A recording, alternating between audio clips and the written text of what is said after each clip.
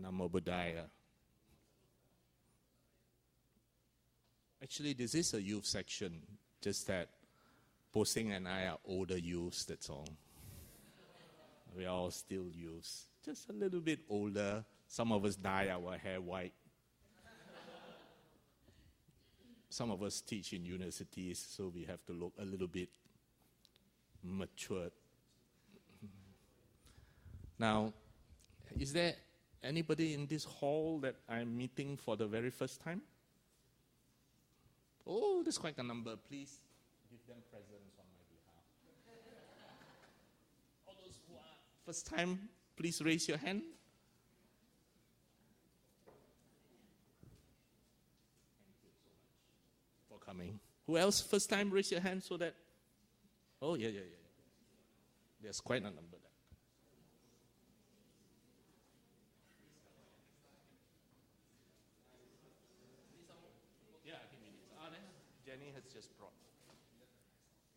Jenny has just brought. All the first timers, please raise your hand. First timers. Yeah. Yes. Yeah. Thank you, Jenny. Right, that's wonderful. Yeah. Yes. I see him. Yeah. Now, thank you for inviting me. As always, it's a pleasure to come and meet Sister Siu Kim, Brother Posing, enjoy the wonderful hospitality that all the Dhamma brothers here had always been providing. And this afternoon, I'm going to share on something practical, because the Buddha's teaching is not something exoteric that you learn and put on a shelf, not a philosophy of Socrates or Plato that you learn, debate about it, and then put on the shelf. It is instead something that is to be applied. It must be applied, in fact. So this is what I'm going to discuss this afternoon. Now, we always hear teachers come and share with us and say, you must practice the Dhamma. You mustn't just learn it, but you must put it into everyday use. You must always apply it in your life. You must practice it. That's a very nice statement.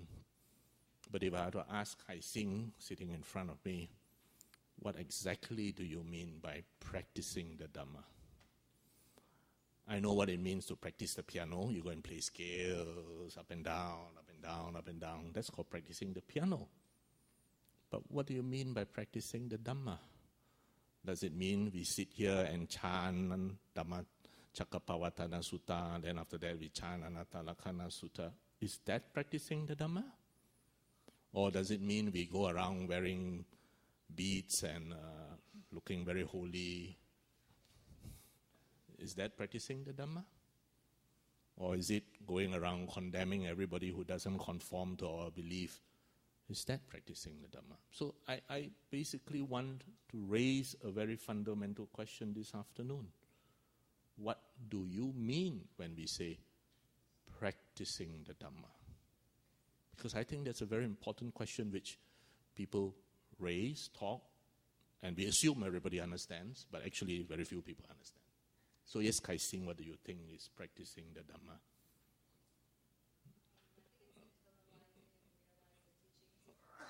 Mm-hmm. Very good.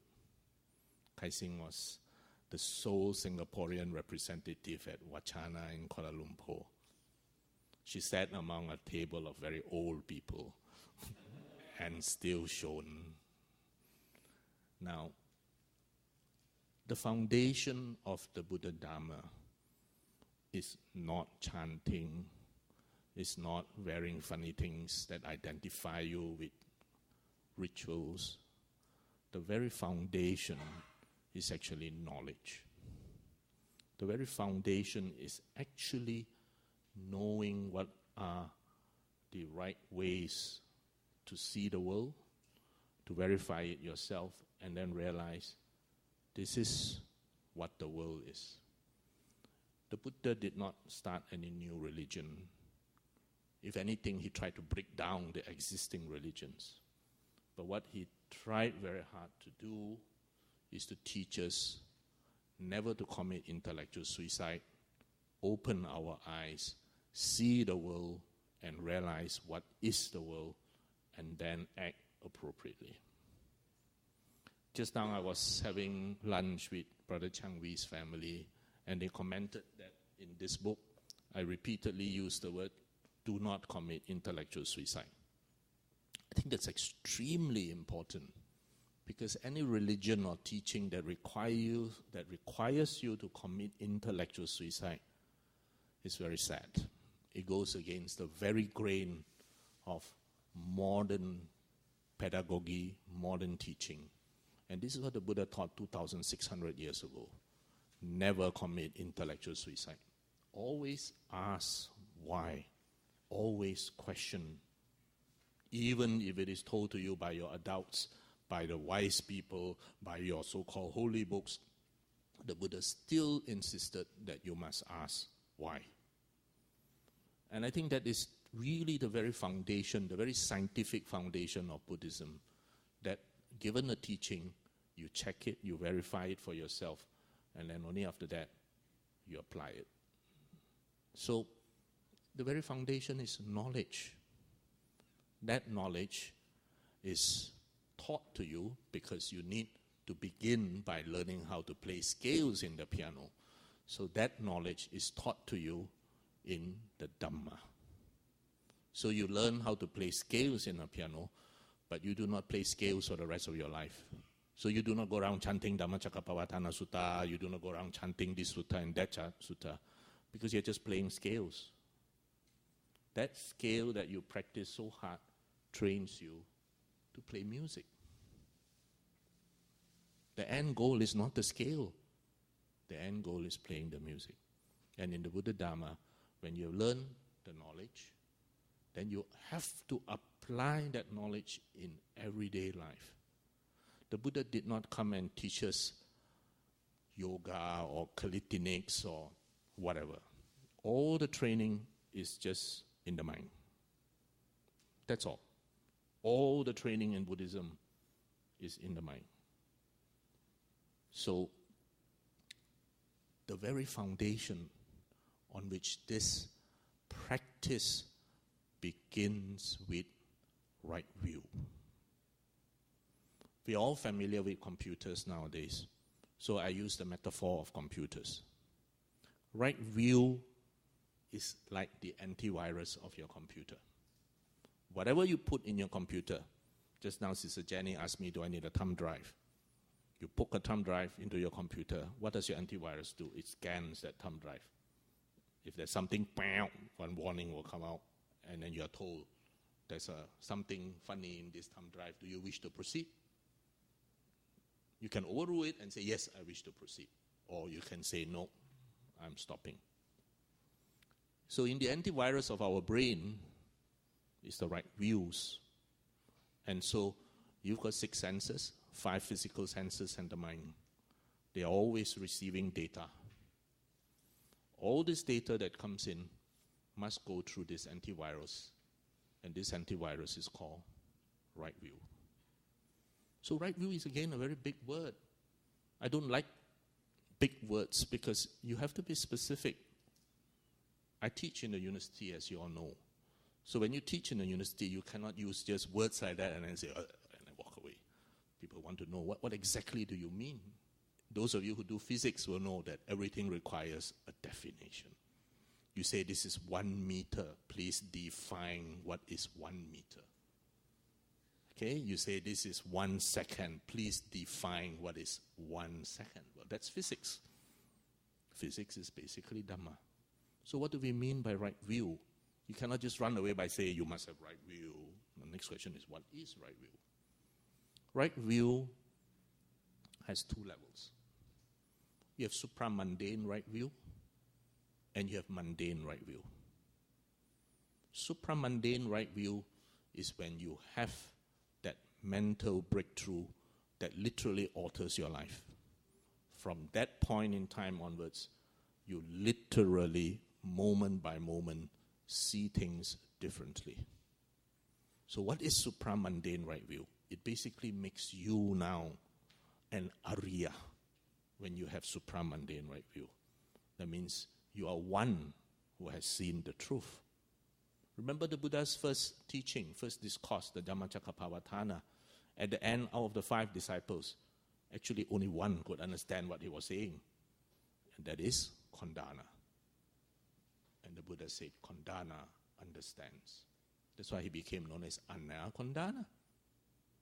So, those who can understand fully will have their entire outlook completely changed. And what do they understand? They understand fully what is dukkha, what is the cause of dukkha, what is it like to have the absence of dukkha, and what is the way to the absence of dukkha. In other words, they understand the Four Noble Truths. Then they become an enlightened being in one of the 4 stages. They become an Arya, a noble one. That's why just now when you chanted Supatipano, Bhagavato, Sāvaka Sangho, and then you say there are 4 types of men, 8 types of people. These are the Arya, the ones who understand. But not everyone understands. Some of us only understand to a certain degree. In fact, most of us understand to a certain degree. So we are Savakas. We listen, we understand partially. So that's called mundane right view. You understand, but not fully. And what is it that people with mundane right view understand? The Buddha said they understand what is cause and effect. I try my best not to use big words. If I say they understand karma vipaka, oh my goodness, there's something so exoteric. What does karma vipaka mean? You know, it sounds so alien. No, it merely means cause and effect. If I accidentally drop this cup, this is plastic so it won't break, but if this is glass and I accidentally drop it and it fell onto there, it might break and it will cause a mess. That is cause and effect. That whatever you do is a cause. And under certain conditions, there will be an effect. So if I drop this glass cup onto a hard floor, there's a cause, there's a condition because it's a hard floor, and it breaks. If this is a cushion, there is no condition. I drop the same thing, but it may not break.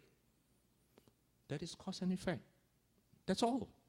There is nothing moral or immoral in the Buddha's teaching of cause and effect. Cause and effect is merely a cause under certain conditions that are appropriate or inappropriate, and effect. It just means that. It's all pure science. Okay? 2 hydrogen atoms, 1 oxygen atom, in the right condition you get water.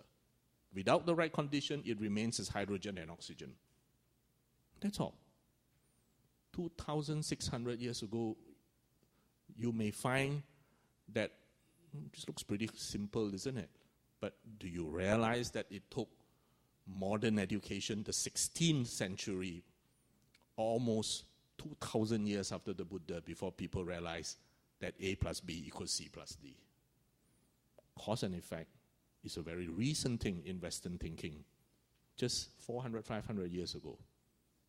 Before that, people didn't understand, neither did they think of it this way. So mundane right view, cause and effect. That whatever you do is a cause that under certain conditions will have an effect. So if you study very hard, your father has the money, you go to Cambridge. You study very hard, your father got no money, you go to one of the local polys. Nothing moral or immoral. It's just cause, condition, and effect. So please remember that what we consider as moral varies with time. They are not absolute truths. They are relative truth. And I use my dear grandfather as an example. Po Seng, my maternal grandfather, had 3 wives. I came from the second grandmother. On top of 3 wives, he had innumerable mistresses outside. He was truly a Chinese man of his era, 三妻四妾, 3 wives and 4 mistresses. So, back then, the only person in that generation that I had personally met is my grandmother. The rest I had no opportunity of meeting. My grandfather died. With so much sex, he died early. My grandmother had 12 children. Okay, she's the only one I met out of that lot. And we used to ask, how can grandmother tolerate it? How can the old man have 3 wives and 4 mistresses, if not more? In this generation, completely unthinkable. But in grandma's generation, nothing wrong. Every man behaved that way in that era, if he can afford it. So this is what we call morals. It varies with time. Now we say, no, unacceptable. But then, completely acceptable. So karma doesn't deal with morals. Karma merely deals with cause and effect. So if you do something unwholesome, like dropping that cup, then you have an unwholesome effect. If you do not study, you do not go on to further your education, there's nothing moral or immoral. It's just cause and effect. So it's all very scientific, all very logical. The next thing in mundane right view is father, mother. Again, you might think, ayo, why the Buddha teach kindergarten stuff? One, everybody know got father and mother. What? All right, but not everybody treats father and mother as father and mother. Mundane right view. Father and mother. So simple. That's mundane. That's how we live as good people in a harmonious society. Mundane right view that there are consequences of our action, that there are other people that we have to relate to, that there are other beings that we must relate to, and, very important, partial understanding at least of the 3 universal characteristics of impermanence, dukkha, and non-self, anatta. If you fully understand anicca, dukkha, anatta, you are also an Arya. Because the full understanding of anicca, dukkha, anatta requires that you understand dependent origination. Dependent origination and the understanding fully of anatta is the door to awakening. It's literally the door to awakening. But we as savakas, as lay people, will at least understand anicca, dukkha, anatta to a certain degree. Anicca is impermanence. The Buddha taught something very simple, that all compound phenomena, because they are compound phenomena, are impermanent. They are changing. A modern word for it, a modern description would be that they are either unreliable or unstable. Because things are compound in its nature, they are not very reliable. For example, your boyfriend is not a very reliable thing. He can change his mind. He can change his behavior. So many variables can come in.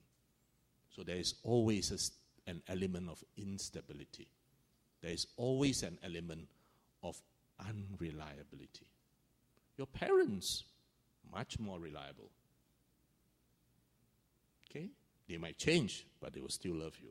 So in that sense, there is less instability, more reliability. But also not completely reliable, because they may die. They may fall sick. They may become demented.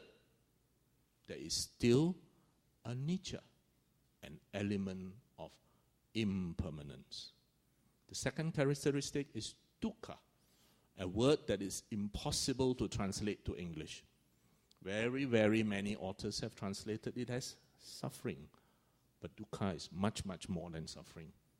The best translation of dukkha I know of is by the late Venerable in Malaysia, okay, who has passed away. And Sister Kai Sing will remember what was that Hokkien definition of Dukkha?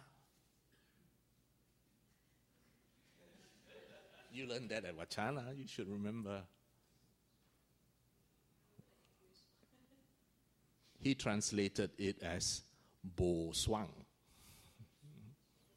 Bo Song, okay. Bo Song. That there is always an element of unsatisfactoriness. That there is always an element that it could be better or it could be different. In modern language, we say it gives you dissatisfaction. Why does it give you dissatisfaction? Because it is of the nature to change. A man marries a beautiful girl thinking that she will not change. That she will always remain that beautiful, sweet 17-year-old girl, so naive, so innocent. Do you think that is so? No. She changes. Very rapidly, in fact. A girl marries a man thinking that she can change him. Never mind, today he smoked, it's okay, I can change him. Do you think that's possible? It's also not possible, because he will only get worse. So, this is what we mean. Because of the element of change, things can never be completely satisfactory. The most beautiful car that you buy, BMW. Every young man wants a BMW. Because when you are 20 to 30 years old, you think that the BMW brings more women.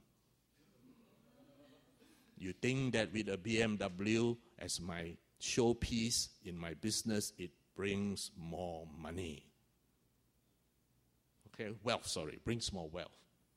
But the reality is that it banyak masuk workshop. Many times enter workshop in English. Okay? And it banyak makan wang. Use a lot of money to repair. And finally, when you realize all that, it brings much wisdom. And that's when you are 50 to 60 years old. Okay? So that's why the Singapore government say, we'll give you all BMWs, bus, MRT, and walk. Solve your problem. All right, so this is what we mean. That because of in anicca, because things always change, there is always an element of unreliability or instability which give rise to dissatisfaction. And the third universal characteristic is the most difficult to understand, because the Buddha Dhamma is the only teaching I know that has that. In fact, the Buddha said in one of the suttas that any person who is wise can see anicca, can even see dukkha, but what they will fail to see is anatta, non-self. The entire teachings of paticca samuppada or dependent origination or condition arising teaches you to understand anatta, the false delusion of a concrete self. And our problems of suffering arise because we grasp onto this self that cannot be grasped. Non-self or not self. These two are good terms to translate. Non-self and not self. The word no self is quite misleading because there is a self that is always changing. There is a self that is a continuous flow. So no self is not a good translation, but not self and non-self is a more reliable translation, and that's called anatta. Now, so I've spoken about supramundane and mundane. In your mind, when we say you practice the Dhamma, anything that comes in through the six senses, the five physical senses and the mind, has to undergo this antivirus of right views. That means anything that comes in, that you receive, you see it and you say, it has a nature of anicca, it has a nature of dukkha, it has a nature of anatta. Everything, happy things, sad things, all of it, we go through this antivirus. So this is the right view in Chinese, 真见, literally how you see things, spectacles. So this is everything that comes in through the senses, sound, ear, taste, whatever. It must go through this antivirus program that has this filter of karma, cause and effect, vipaka. It has this filter of anicca, dukkha, anatta. It has this feature of partial understanding of the Four Noble Truths. And then only we act. So this is the first part, the antivirus. This is receptive. And then we react in response. That reaction in response is what I call your RAM. Your RAM is your working table. It's your random access memory. And your RAM is right thoughts. Because right view, the next step that follows is right thought. Right thought sits on the foundation of right view. If your right view is not right, your thoughts will not be right. The thoughts are active. They are in reaction to the senses that come in. Okay, so before I go on to that, let me just show you some short clips to wake you up. So, anicca. We talk of anicca, we talk of dukkha, we talk of anatta. Anicca means that things are always changing. Changing doesn't necessarily mean bad. Change can be good. If something bad comes, because it's impermanent, that's going to change. If something good comes, it's also impermanent. You enjoy it while you can. But anicca is a very important characteristic. That means to tell you that your naughty younger brother, very naughty, very irritating now, but he will change. And he can change for the better. Of course, he can also change to the worse. It's how we create the conditions. So I'm going to show you the first clip. Are you having the best day of your life? Good for you, but it will pass. Are you having a hangnail? That irritating small torn piece of skin on the side of your nail? Don't worry, it will pass. Having the hiccups? It will pass. Are you being forced to watch a chick flick or a reality TV show with your girlfriend? It will pass. Are you busted by your brother watching a chick flick on your own? It will pass. Do you want to watch a 20-second video and you have to watch a commercial for 45 seconds? It will pass. Is your girlfriend baking banana chocolate muffins with sprinkles on it for you? Sadly, it will pass as well. There is one unchangeable truth, and that is ironically that everything changes. Nothing will ever stay the same. When you are feeling lonely, it will pass. When you're having tremendous pleasure, it will pass. Everything we will ever experience is impermanent. What I personally think that this means is that when you're having a good time, enjoy it.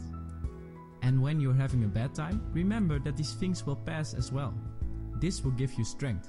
Or in the example of you having to watch reality television, you can also of course throw the television out of the window. And when your girlfriend reacts angry about it, remember, it will pass. Thank you for watching this video. Have a great, awesome, inspiring day. Even the video will pass. Now, anicca, I had to show this video because people associate it in a negative way. But no, it can also be positive. Yes, all things are impermanent. My life is impermanent. Your life is impermanent. Even Buddhist fellowship is impermanent. We see it as, oh, how sad. But impermanence can also be good because bad things also will pass. Hurricane Irma destroyed Florida, but it will pass. You know, Penang and Langkawi was badly flooded yesterday. Huge storms. And that's because Penang and Langkawi is at the edge of the typhoon that is hitting Vietnam right now. We are only at the edge of that typhoon, you know, the big typhoon. We are only at the edge. And yet it created huge thunderstorms in Langkawi and Penang. I hope Brother T is back from Langkawi. He's back, huh? Yeah, I was worried when I saw it because Penang is flooded. roads became like waterfalls literally because it rained non-stop and huge storms uprooting everything. But we are only at the periphery of that typhoon. Can you imagine the people in South China and Vietnam that is in the eye of that typhoon? But it will pass, they will rebuild it, the trees can be regrown, etc. It's bad and it's also good. Now, that is important. All right? So you will break up with your boyfriend, you feel very sad, don't worry, it will pass.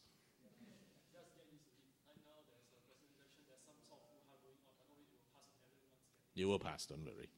Now, the other thing negative people say is non-self or not self. And people think, oh dear, not self, non-self. That means I don't have a self? No, that's not true. You have a self. The only thing is that self is also always changing. The Buddha looked very hard to see, is there anything permanent in this you call yourself? And he could see nothing permanent. We are all changing. So do not walk away with the misconception that Buddha said, I do not exist. No, you exist. But you are always changing. When you walk out of this hall, you're already a changed person because you listen to my words. Your mind has changed. Your body has aged 1 hour. You're not the same person anymore. Okay?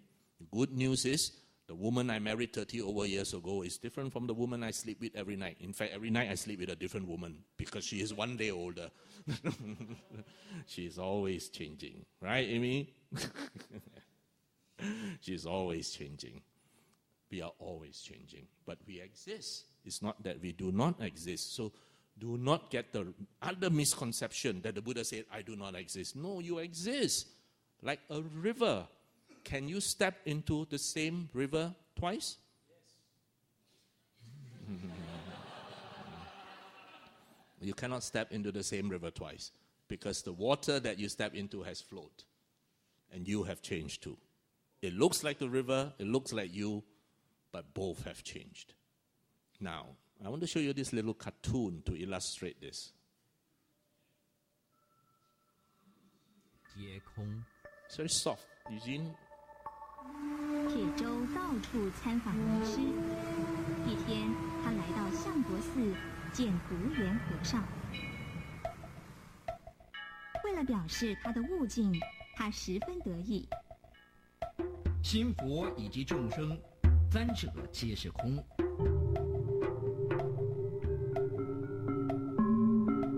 现象的真性是空，无物、无迷、无胜、无烦、无失、无受。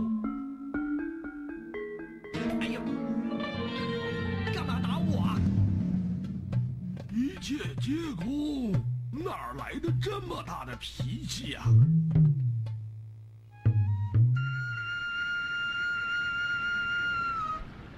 无善无恶，不受苦乐，一切皆空。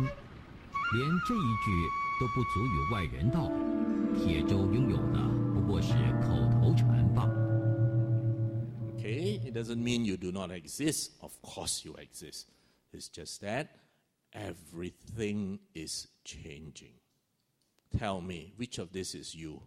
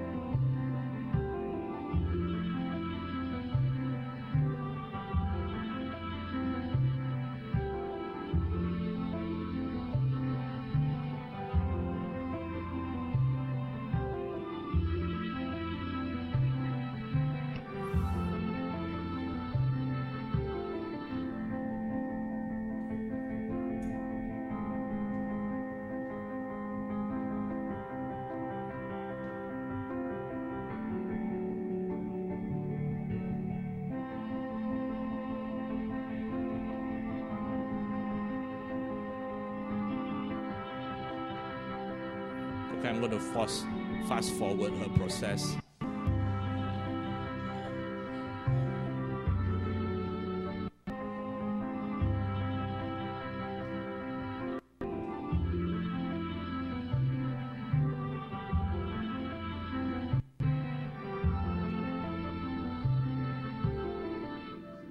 So this is to illustrate what the Buddha taught, that you are always changing. Which is the one that is you, that is permanent? None. Just look at your passport photos, line them all up and you will know what I mean. Which is the real you? The real you is a process of change. So this is something that now you look at and you say, yeah, sounds very logical, very mundane. Notice the Buddha's teachings has no religion in it. Did he teach any religion in there? None. What he taught is basically physics, the laws of physics. There is no religion at all in there. The second one is dukkha.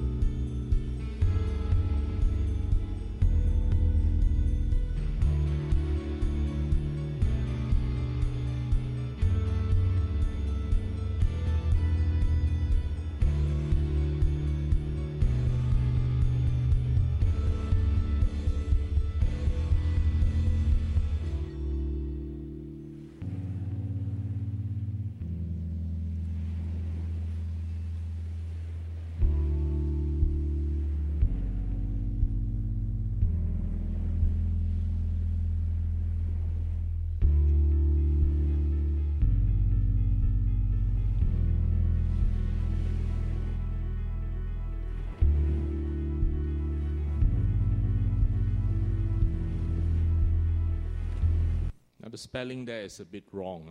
The first aspect of dukkha is dukkha, which is the everyday pain and suffering when you stub a toe, when you got a toothache, when you got a headache. The physical pain that you experience is called dukkha. Then the second one is viparama dukkha, which is the pain due to things continuously changing. The beautiful car that you bought is now starting to wear down, etc., etc. So it gives rise to dukkha. And the third aspect of dukkha is samkhara dukkha, which is due to our mental or psychological attachment to what is inevitably, inherently changing, non-permanent.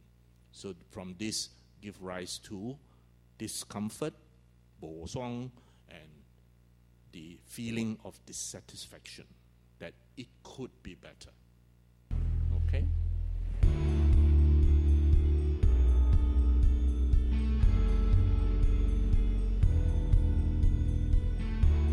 Five aggregates we are talking about is the five aspects of mental function. Okay, you have the body, and the body supports the mind, and then there are aspects of function like our feelings, our memory, our volition, and our consciousness. The Buddha does not teach anatomy. What he teaches from the viewpoint of function, how we function. And the problem with us is because we do not understand anatta. We always see things as a self. We see things as me, mine, I. Me separate from you, you separate from them. We give them identity, we give them separateness. We do not see how everything is interconnected. We fail to see ecology.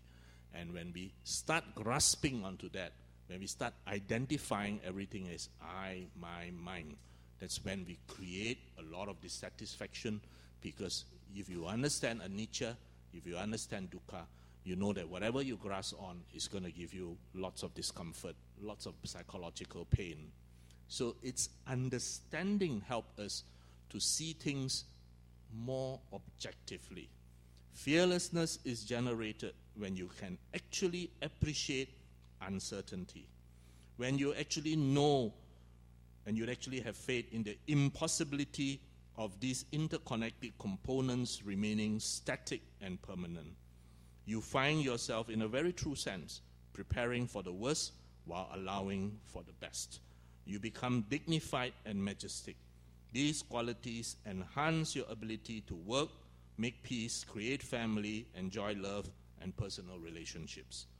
By knowing that something is lying in wait for you just round the bend, by accepting that countless potentialities exist from this moment forward, you acquire the skill of pervasive awareness and foresight, like that of a gifted general, not paranoid, but prepared.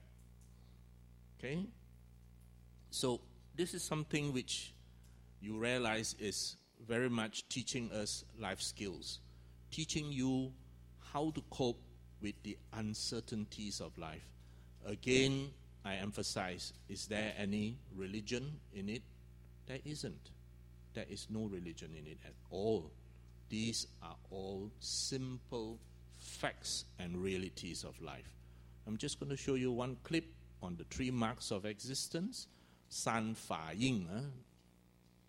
Buddha taught that everything in the physical world, including mental activity and psychological experience, is marked with 3 characteristics: impermanence, suffering, and egolessness. Thorough examination and awareness of these marks helps us abandon the grasping and clinging that bind us. Suffering, dukkha. The Pali word dukkha is most often translated as suffering, but it also means unsatisfactory or imperfect. Everything material and mental that begins and ends is composed of the 5 skandhas that has not been liberated to nirvana is dukkha. Thus, even beautiful things and pleasant experiences are dukkha. Impermanence, anicca. Impermanence is the fundamental property of everything that is conditioned. All conditioned things are impermanent and are in a constant state of flux. Because all conditioned things are constantly in flux, liberation is possible. Egolessness, anatta. Anatta, anatman in Sanskrit, is also translated as non-self or non-essentiality. This is the teaching that you are not an integral autonomous entity.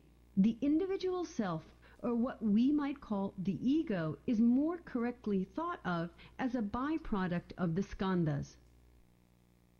We attach ourselves to the 5 aggregates of skandhas. As I told you, there's a form, the first aggregate. The form is this physical form. Look at all the ladies putting on lots of war paint. Why do they do that? Because they want to beautify the self. They don't want to grow old. Tons and gallons of SK2 has been sold in the vain hope that they will not grow old. Okay? So, please remember, why do women put on makeup? Because they know that men are very visual creatures. Men look. Makeup attracts. That's why women put on makeup, because men are very visual creatures. So why do men lie? Because women are very emotional creatures. Women like to hear things which they want to hear.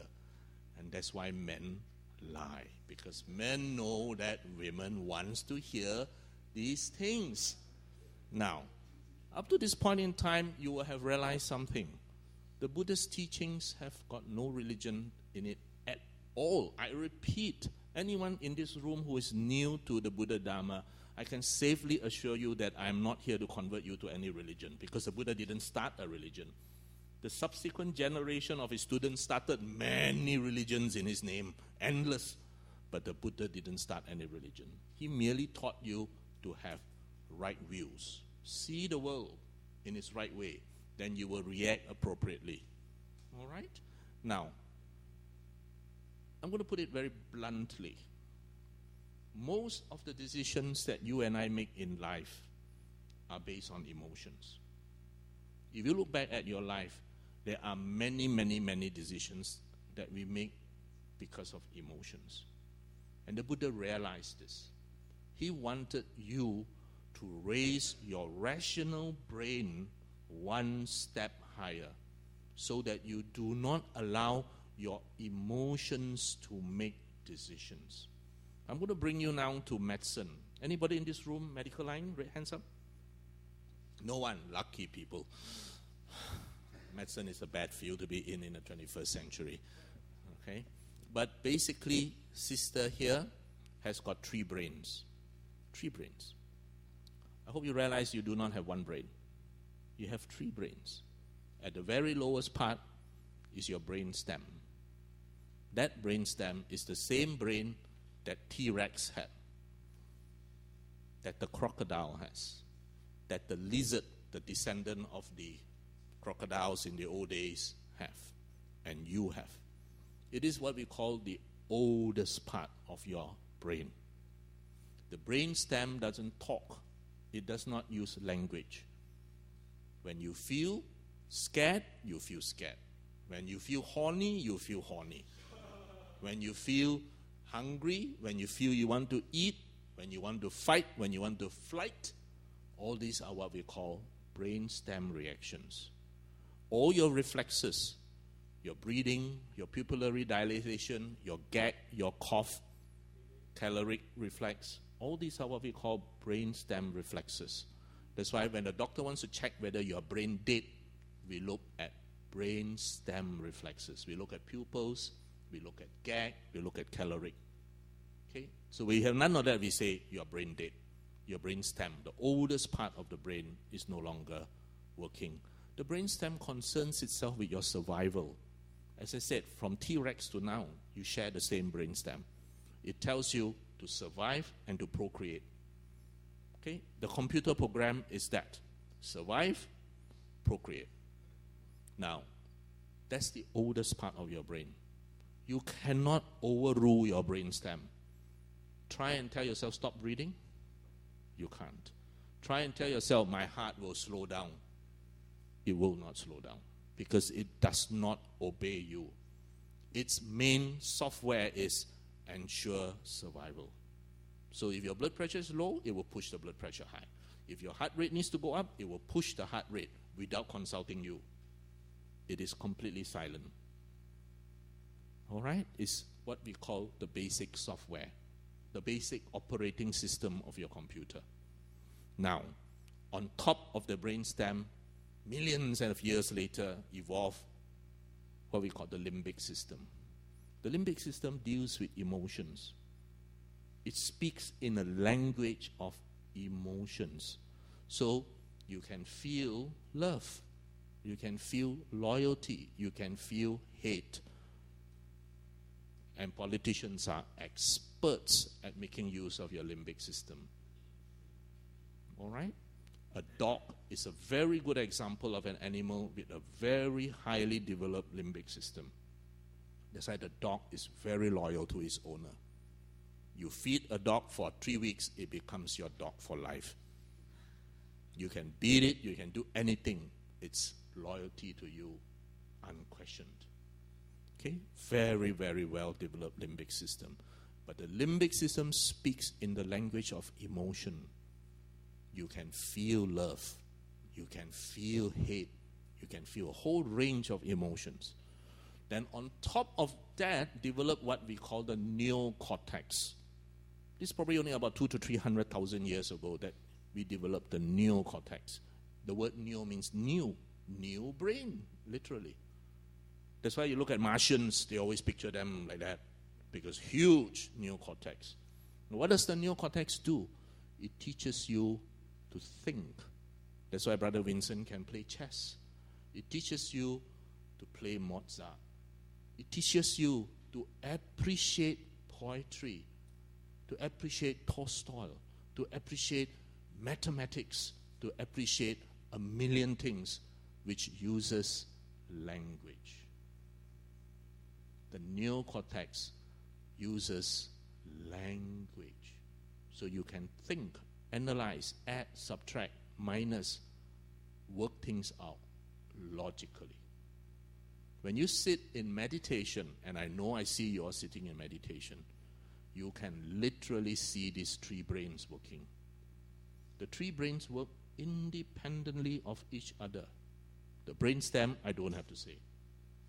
You can see your emotions arising, literally. Somebody opens the door, you can literally see in your mind the limbic system working and say, who's that idiot? Don't he know we are meditating? Why make so much noise? Right? You can literally see that emotion arising in you. Or similarly, your boyfriend says something very nice to you and you, very swang, very song. You can literally see it. And then you can also see your mind thinking, arguing, working things out. Now, the oldest software predominates. That's why I say you can't overrule your breathing. You can't say, stop breathing, heart, stop beating. You can't. All right? The next order is emotions. Then only the next order, thinking. That is why your grandmother can remember to great detail what happened in the Second World War, how many tapioca they eat, where they got to hike, to great degree, but cannot remember what she ate yesterday. Because yesterday's meal, no emotion. Second World War, full of emotion. All right? And that is also why all the ladies in this room, I can tell you now, your diet will fail. You can go on any diet, it will fail. Because your brainstem is conditioned to tell you, you must eat when there's food. It has gone through 1,000,000 years of evolution. Sometimes there's no food. So where there is food, eat. I still work on that principle, as Jiang Wei can tell you. And then the doctor tells you, oh dear, you got to lose weight. This is no good. So yes, you accept that. That's your higher cortex telling you, I must lose weight because of blah, blah, blah, blah, blah, blah, blah, blah, blah. Then you walk past a shop near to Vincent's house where they have this cafe and it sells tiramisu, chocolate cake. And then you walk past and you smell that tiramisu. What do you think will happen to the brainstem? Food, eat. It's like durian. Just think of durian. Food, I must have it. And then the logical brain thinks, no, you're on a diet. You can't eat it. And then your emotional brain tells you, it's so delicious. Now, which do you think will win? First day, first week, maybe the logical brain will say, cannot eat. By the second week, the logical brain fails. You will eat. And that is also why men have affairs. Jokes aside, the brainstem tell them, procreate. You have to spread your seeds. Okay? Then the higher brain says, in Singapore law, you're only allowed to have one wife and one husband. Okay? And then the limbic system think of the sex. Now, which do you think will win? Good lad. So this is what I mean. And when you sit in meditation, you literally can see the three brains. You can see the three brains talking to each other and interacting with each other. You can feel the emotions. And that is why when you learn meditation, you must know why. Don't just because the teacher say count 1 to 10, you count 1 to 10. Teacher tell you label, you label. That's intellectual suicide. I keep on telling you, if there's one thing you learn from Dr. Wong, never commit intellectual suicide. Never. Everybody in this room promised me that. Never commit intellectual suicide. Okay? Always ask why. So teacher say count 1 to 10, then you ask why not 11. Teacher say count in breath, then you say why not out breath. Okay? Then teacher say label. Why don't you ask teacher why label? Actually, that's a very good reason. What do they ask you to label? They want you to label things which are usually not at your conscious level. So they say, you hear a sound And then you are taught to label hearing. You have an emotion arising. Who's an idiot? Click. Actually, it was Brother One and I talking very excitedly. Sorry, my apologies. You're supposed to label thinking. Anger arises, you note the anger, you're supposed to label anger. Happiness arises, you're supposed to label happiness. Why do you label? Because you want to make the frontal cortex, the intellectual brain, objectify these which were once wordless. Once there was no word. It was just a feeling. It was just a sensation. You're angry. But here you are taught, objectify that anger. Because you want your frontal cortex to be the dominant brain. So to cut the long story short, what the Buddha is teaching you is use logical analysis rather than emotional reaction. We are conditioned to react emotionally. We are conditioned from birth. Somebody made me angry, punch him. Okay? Somebody say something I don't like, scold him. That's emotion.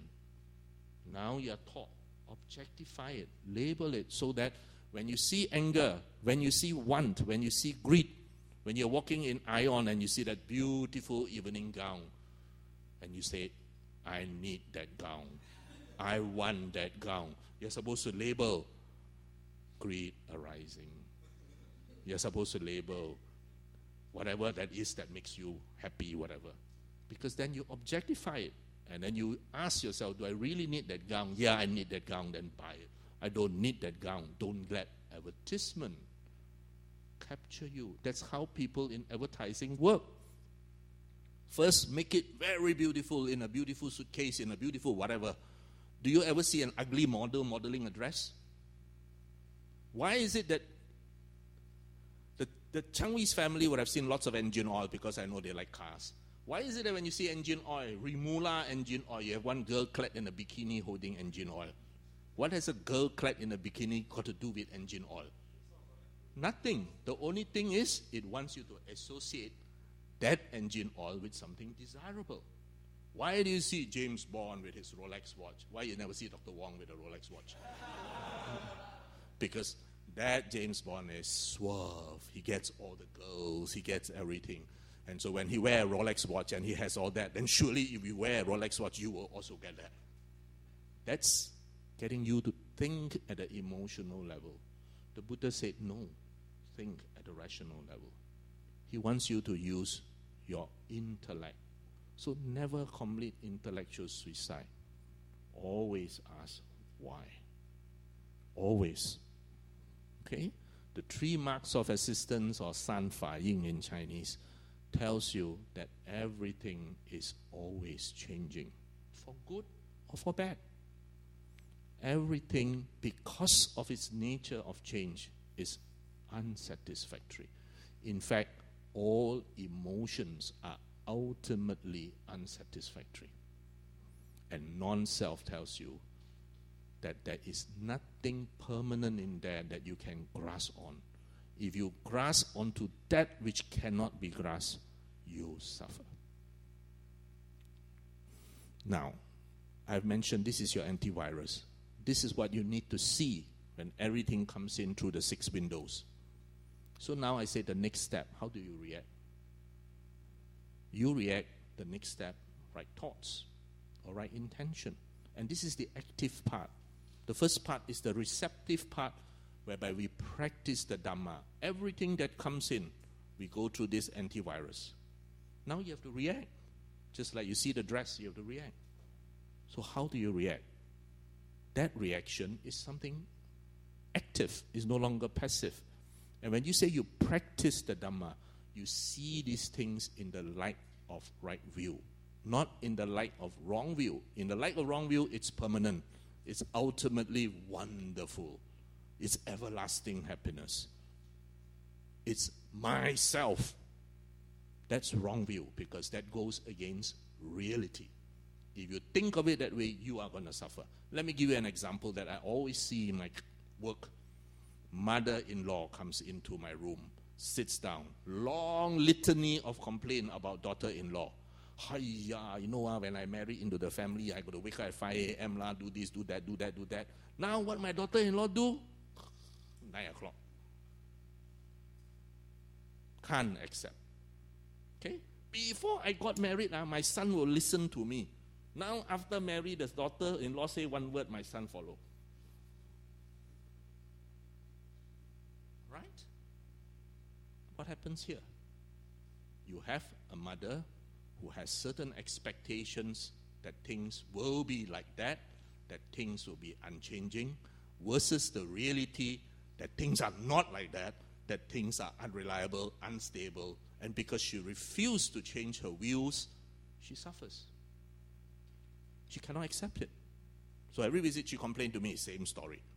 Exact same story. Every visit I tell her back, you got this, you got that, blah, blah, blah. But she doesn't listen because her views are so strong that my daughter-in-law must be like me 40 years ago.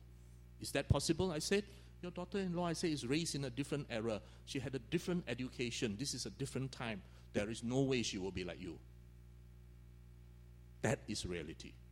So expectations and reality do not match. And this is what the Buddha teach you. The expectations that things are nature, unchanging, that things are always sukha, and that this is atta. That's expectation, but that's not reality. Reality is it's anicca. It's dukkha. It's anatta. So get real and adapt yourself to it. So now we have got this antivirus, we have to react. And we react with right thoughts. Right thoughts is something that you need to do. So we have this antivirus, now we have got the data, now your RAM has got to work.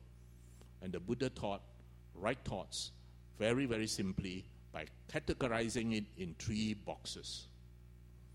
The first box, the Buddha called renunciation. The second box, the Buddha called benevolence. The third box got no English translation. The word is ahimsa. There is no English translation. The closest is do not harm anything. That's the closest. But ahimsa actually means more than that. It means you don't harm yourself, you don't harm society, you don't harm the environment, you don't harm your neighbor, you don't harm your friend. You literally be as eco-friendly, as friendly to everything as possible. Okay, there is no English word which is so encompassing. So let's come back to the first one, renunciation. Renunciation has 2 levels. 1, you have the renunciation of the Sangha.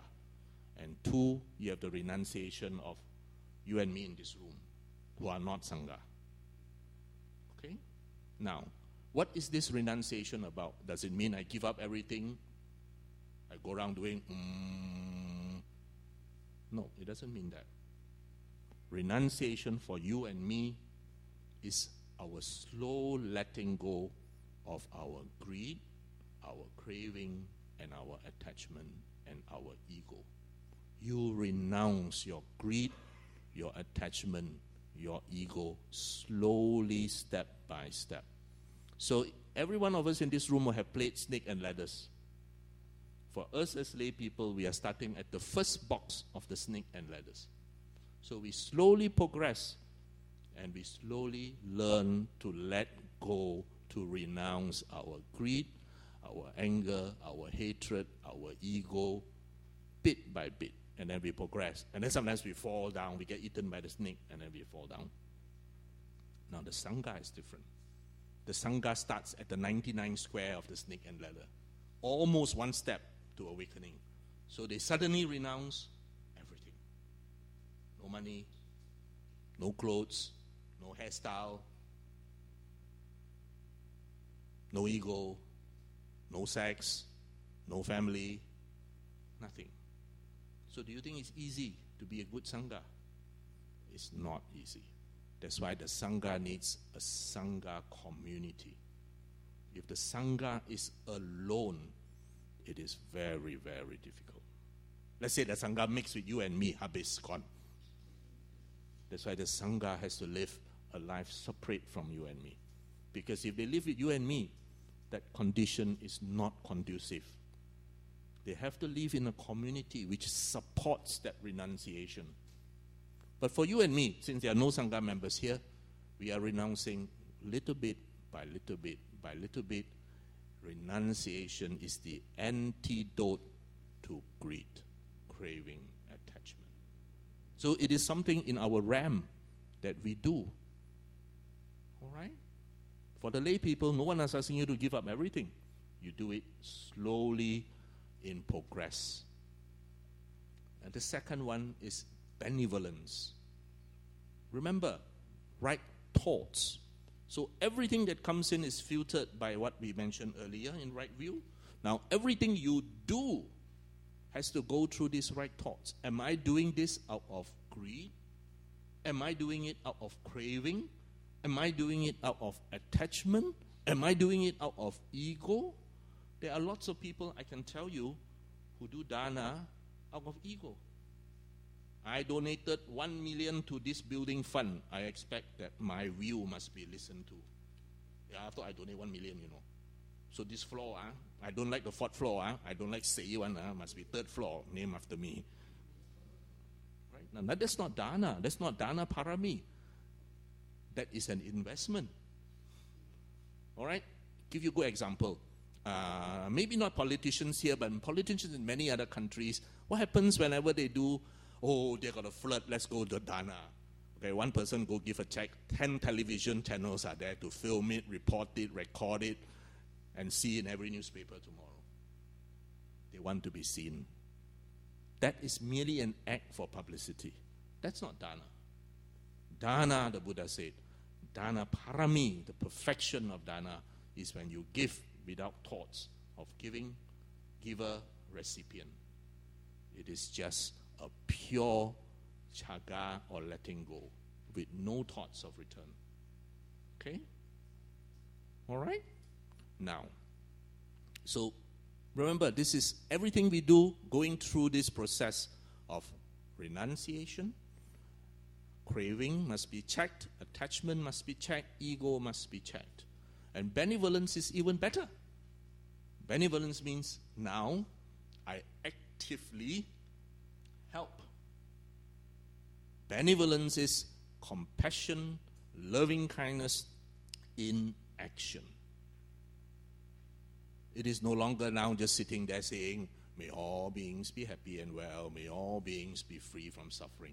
That is the first part, the mind training. The second part is translating it into action. That is right thoughts, benevolence. So remember, everything that we do goes through this: renunciation, benevolence. And the third one, ahimsa. That means whatever I do in this action, will I harm my environment, my friend, my people, my family, my country, BF, whatever. So this is practicing the Dhamma, learning what we need to learn as a foundation, understanding that foundation, and now living it with a random access memory, having these 3 boxes is called a 3-core RAM. You got core A, core B, core C. Now processors got 8 cores, 4 core, 2 core, whatever. But my RAM, this one got 3 core. One is renunciation, one is benevolence, and one is ahimsa. So you must go through these 3 cores and we see. And we're just going to show you this.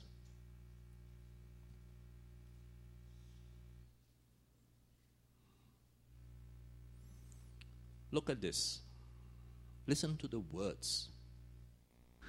And one actually has to ask oneself, well, what is my strategy in life? What is my ways of acting and behaving in life? What are my goals? What are my purposes? This evening I was speaking to 2 different people who I've known at this Buddhist Society, and both of them, one of them is in the nursing profession and the other one is wishing to enter the nursing profession. And I was speaking to some nurses in Thailand at one of the major hospitals there, and I spoke to them about right intention as a strategy when they come to work. because the nursing profession and many other professions is a profession based in compassion, and a lot of people go into that profession because they want to be carers, they want to help other beings be relieved from physical and mental suffering. And the desire to help other beings to be relieved from physical and mental suffering is a very noble intention, a very noble desire, which brings a lot of people into that profession. But after a time, the intention to help sentient beings be freed from physical, mental suffering fades away, and one goes to work thinking, is it payday today? And so the noble quality shifts into the background, and one wonders whether one is going to get the promotion one deserves, one thinks one deserves, is going to be able to avoid the person one doesn't like at work, or one is going to have to deal with a problematic patient or whatever. Whereas if one is going to work, establishing the moment that one heads off to work is, my intention today is to help beings overcome physical and mental pain, then one is creating wholesome action, wholesome intention, a wholesome goal. And so the job becomes a part of your spiritual path. It becomes a life strategy, a life goal. Your goal is aiming for the helping and assisting of the relieving of suffering in others. And also you get paid for it. You don't have to worry about that. If you enjoy your job, you end up doing a good job usually. If you put your heart into your job, you usually end up doing a better job. And so it's that having that intention there which is very important. And all of our lives we can wake up in the morning and establish that wholesome intention as part of our life strategy. This is the goal, this is the purpose, this is the direction, this is the aim of my life. To incline in giving not only myself freedom from suffering, but other beings freedom from suffering. So isn't that wonderful that if you can do whatever that you need to do, and you do it with right thoughts, then in all your actions you are going through renunciation of greed, hatred, ignorance, ego, benevolence to help people, and of course ensuring that whatever you do is not going to harm anyone. Now, I just want to tell you repeatedly that you must never, never, never commit intellectual suicide. Just now, you all said, sadhu, sadhu, sadhu, 3 times. How many of you in this room had wondered, especially if you are a newcomer to this hall, why do you do it 3 times? Why not 5 times? Better, 5 times. Sadhu, sadhu, sadhu, sadhu, sadhu. So why 3 times? Never, never commit intellectual suicide. I beg of you, never commit intellectual suicide. So why do we say sadhu, sadhu, sadhu 3 times? Sadhu, sadhu is, in Pali, it means excellence, excellence, excellence. In modern language, awesome, awesome, awesome. But why 3 times? Past, present, future. Anybody else? Buddha, Dhamma, Sangha. Anybody else? Anybody else? Because you must never accept anything on blind faith. You must never do anything just because mother say do. You must always start to question, rationalize, argue, and then finally say, yes, that's true, I will accept it. Sadhu means excellence, or well done, or awesome. You see a concert, wow, awesome. Okay, you see what Amihan or something like that. Older generation don't know what rubbish the fellow screaming. Younger generation say, wow, awesome. All right, but why? Why 3 times? That's because when you say sadhu, sadhu, sadhu 3 times, what you're saying is that what we have just gone through, be it an exercise in offering food, be it an exercise in going to the old folks' home, be it an exercise in donating to build Metta Lodge, new building, or print new Buddhist literature, whatever it is, we are saying, this is excellent, excellent, excellent. It is. How do we traditionally do it? Sadhu, sadhu, sadhu. It is excellent in conduct. What you have done in action is truly excellent. It is excellent in speech. What you have done, beautiful. And it is excellent in thoughts. That's why we say, awesome, awesome, awesome. This is beautiful, excellent, wonderful, awesome in body, meaning conduct, awesome in speech, awesome in thoughts. That's why we say the Buddha Dhamma is sadhu, sadhu, sadhu. The conduct is excellent. The way is excellent. The vacha, Buddha vacha, and the thoughts are excellent. All right? So this is an example of what I'm trying to tell you. You are youths, some more matured, some less matured, but nevertheless we are all youths. We must never commit intellectual suicide. We must always understand why we do certain things. And I've shared to you today's message. What is it that you are not a Buddhist? If you are not a Buddhist, then you will think of things being Nitya. You will think of things as Sukha. You will think of things as Atta. That means you will see things as permanent. I'm going to a permanent heaven, or you are going to a permanent hell.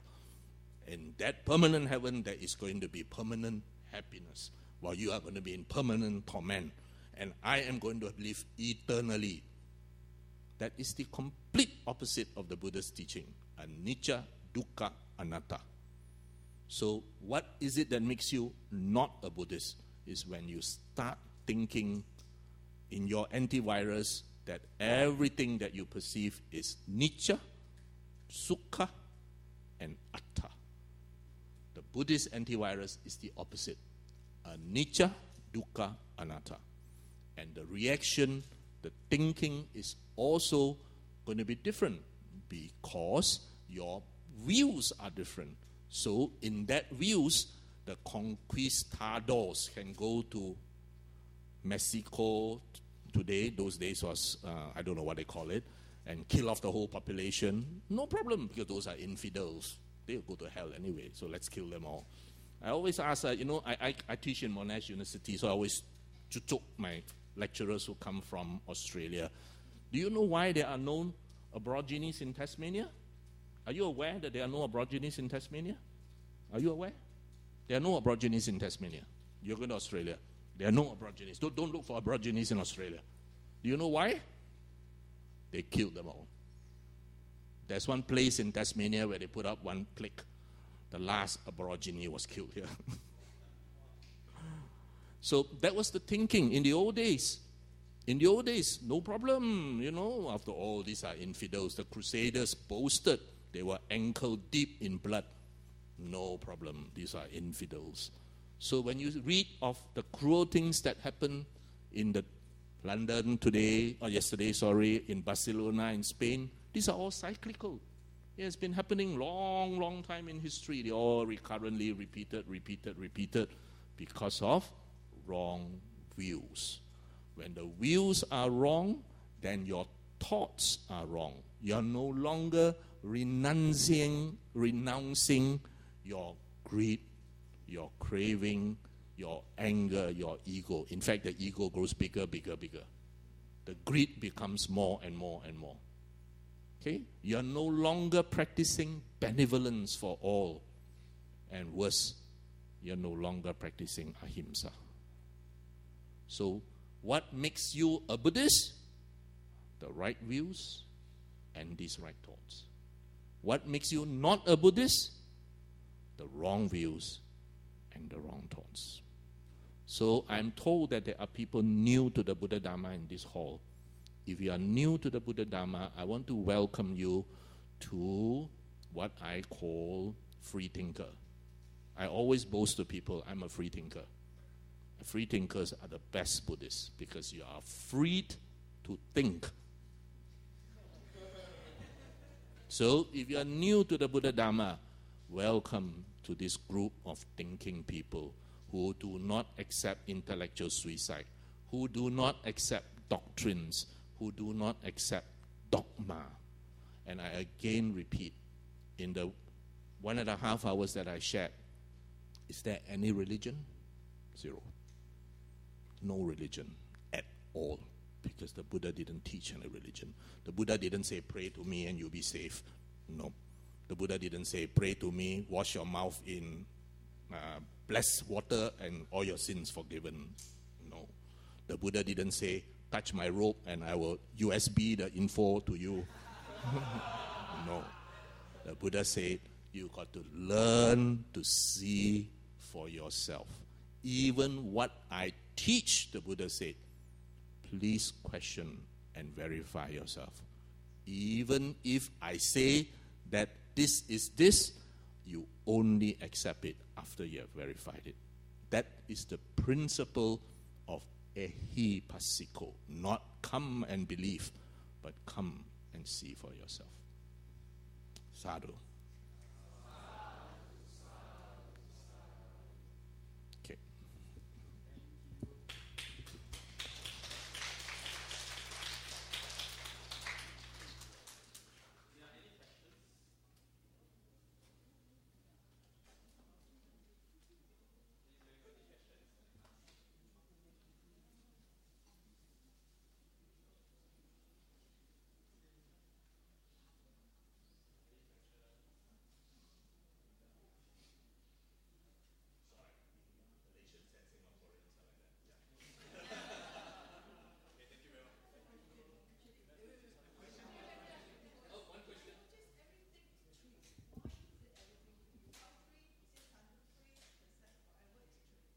Sorry?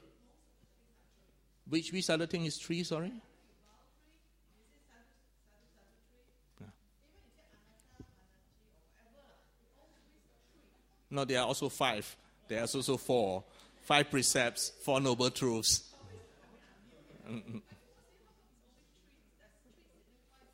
No. There are lots of every number. In fact, you can get one book in everything that is 3, then you have, Buddha, Dhamma, Sangha. We bow 3 times because Buddha, Dhamma, Sangha. Okay? We say everything when we pay homage, I take refuge in the Buddha, then 2nd time, then 3rd time. These 3 represents Buddha, Dhamma, Sangha. Okay? Now, it is not just 3. 4 also got plenty. 5 also got plenty. 6 also got plenty. 7, 8 also got plenty. 7, you got 7 factors of enlightenment. 8, you got 8 full path, etc., all the way to 37. So no, there is nothing special about 3 other than when we say sadhu, sadhu, sadhu, it's with reference to excellence in body, speech, and thinking. When we do the prostration 3 times, it's because of first prostration to the Buddha, 2nd to the Dhamma, 3rd to the Sangha. All right? So, very good sister always asks why. Okay? And these numbers, I can imagine, were very useful in the old days where people needed them as helps or aids to remembering. Okay, so there's nothing magical about it. Okay, nothing magical. So when we say sadhu, sadhu, sadhu, always remember it is saying that this is excellent in conduct, in speech, and in thoughts.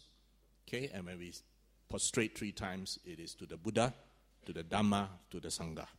Okay? Thank you, brother.